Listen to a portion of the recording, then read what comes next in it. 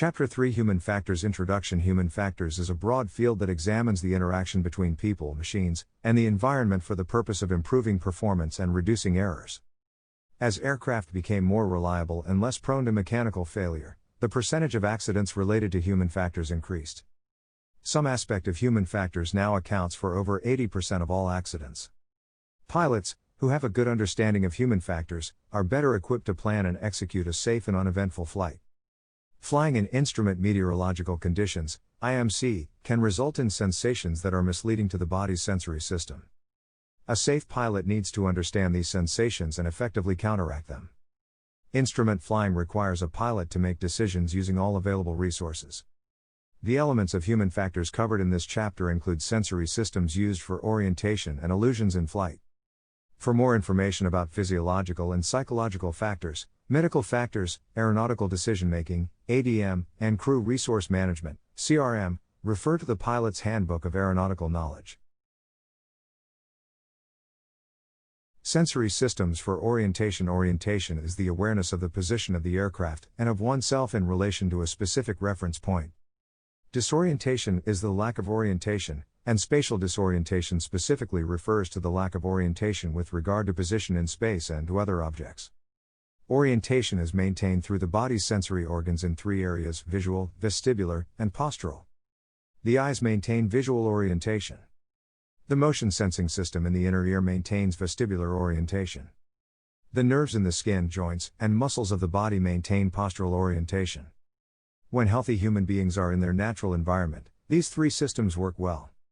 When the human body is subjected to the forces of flight, these senses can provide misleading information.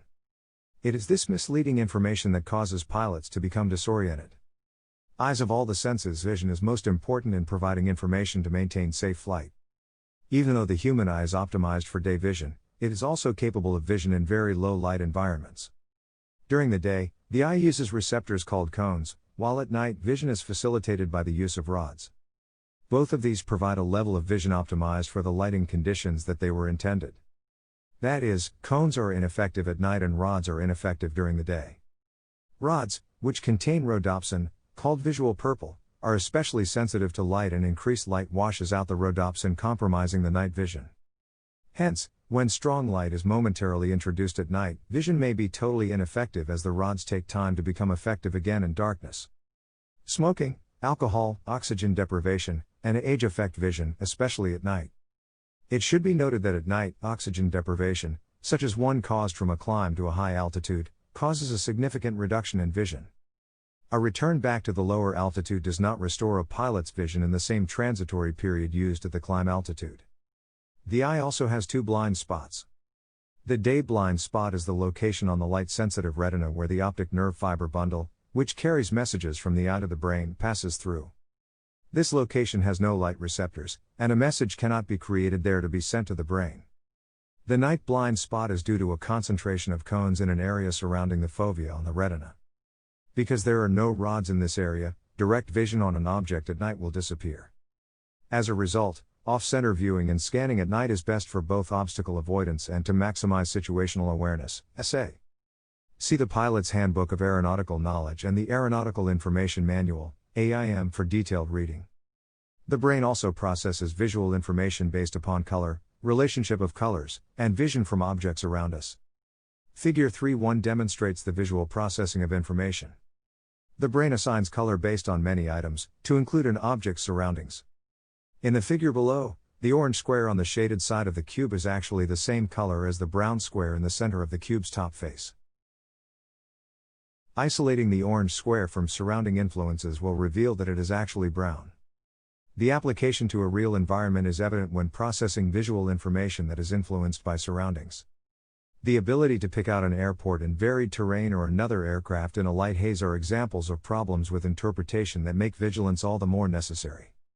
Figure 3.2 illustrates problems with perception. Both tables are the same lengths. Objects are easily misinterpreted in size to include both length and width. Being accustomed to a 75-foot wide runway on flat terrain is most likely going to influence a pilot's perception of a wider runway on uneven terrain simply because of the inherent processing experience. Vision under dim and bright illumination. Under conditions of dim illumination, aeronautical charts and aircraft instruments can become unreadable unless adequate flight deck lighting is available. In darkness, vision becomes more sensitive to light. This process is called dark adaptation. Although exposure to total darkness for at least 30 minutes is required for complete dark adaptation, a pilot can achieve a moderate degree of dark adaptation within 20 minutes under dim red flight deck lighting. Red light distorts colors, filters the red spectrum, especially on aeronautical charts, and makes it very difficult for the eyes to focus on objects inside the aircraft. Pilots should use it only where optimum outside night vision capability is necessary. White flight deck lighting, dim lighting, should be available when needed for map and instrument reading, especially under IMC conditions. Since any degree of dark adaptation is lost within a few seconds of viewing a bright light, pilots should close one eye when using a light to preserve some degree of night vision. During night flights in the vicinity of lightning, flight deck lights should be turned up to help prevent loss of night vision due to the bright flashes. Dark adaptation is also impaired by exposure to cabin pressure altitudes above 5,000 feet, carbon monoxide inhaled through smoking, deficiency of vitamin A in the diet, and prolonged exposure to bright sunlight. During flight in visual meteorological conditions, VMC, the eyes are the major orientation source and usually provide accurate and reliable information. Visual cues usually prevail over false sensations from other sensory systems. When these visual cues are taken away, as they are in IMC, false sensations can cause the pilot to quickly become disoriented. An effective way to counter these false sensations is to recognize the problem, disregard the false sensations, rely on the flight instruments, and use the eyes to determine the aircraft attitude. The pilot must have an understanding of the problem and the skill to control the aircraft using only instrument indications. Ears. The inner ear has two major parts concerned with orientation, the semicircular canals and the otolith organs. Figure 3.3, the semicircular canals detect angular acceleration of the body, while the otolith organs detect linear acceleration and gravity. The semicircular canals consist of three tubes at approximate right angles to each other, each located on one of three axes: pitch, roll, or yaw, as illustrated in Figure 3.4. Each canal is filled with a fluid called endolymph fluid. In the center of the canal is the cupula, a gelatinous structure that rests upon sensory hairs located at the end of the vestibular nerves. It is the movement of these hairs within the fluid that causes sensations of motion. Because of the friction between the fluid and the canal, it may take about 15 to 20 seconds for the fluid in the ear canal to reach the same speed as the canal's motion. To illustrate what happens during a turn, visualize the aircraft in straight and level flight. With no acceleration of the aircraft, the hair cells are upright and the body senses that no turn has occurred. Therefore, the position of the hair cells and the actual sensation correspond. Placing the aircraft into a turn puts the semicircular canal and its fluid into motion, with the fluid within the semicircular canal lagging behind the accelerated canal walls. Figure 3.5, this lag creates a relative movement of the fluid within the canal. The canal wall and the cupula move in the opposite direction from the motion of the fluid. The brain interprets the movement of the hairs to be a turn in the same direction as the canal wall. The body correctly senses that a turn is being made. If the turn continues at a constant rate for several seconds or longer, the motion of the fluid in the canals catches up with the canal walls. The hairs are no longer bent, and the brain receives the false impression that turning has stopped.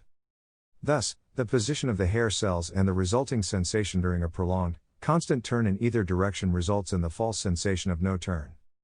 When the aircraft returns to straight and level flight, the fluid in the canal moves briefly in the opposite direction. This sends a signal to the brain that is falsely interpreted as movement in the opposite direction. In an attempt to correct the falsely perceived turn, the pilot may re-enter the turn, placing the aircraft in an out-of-control situation. The otolith organs detect linear acceleration and gravity in a similar way. Instead of being filled with a fluid, a gelatinous membrane containing chalk-like crystals covers the sensory hairs. When the pilot tilts his or her head, the weight of these crystals causes this membrane to shift due to gravity, and the sensory hairs detect this shift. The brain orients this new position to what it perceives as vertical. Acceleration and deceleration also cause the membrane to shift in a similar manner. Forward acceleration gives the illusion of the head tilting backward.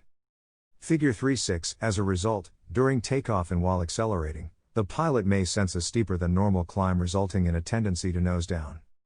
Nerves in the body's skin, muscles, and joints constantly send signals to the brain, which signals the body's relation to gravity.